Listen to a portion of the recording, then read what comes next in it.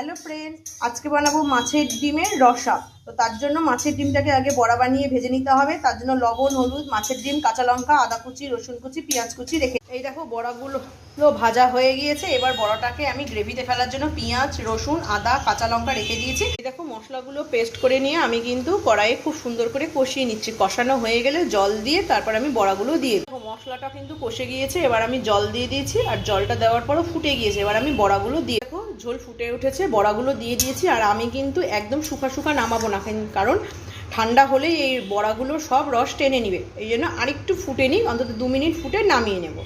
এই দেখো মাছের ডিমের রসা কিন্তু একদম কতগুলো ঝোল ছিল। আর এই দেখো একটু ঠান্ডা হয়েছে, অনেক কিন্তু রস কমে গিয়েছে। তোমরাও একদিন এইভাবে বানিয়ে দেখো, আর ভালো লাগলে অবশ্যই আমার চ্যানেলটি লাইক, সাবস্ক্রাইব আর কমেন্ট করতে কিন্তু ভুলো না। বাই।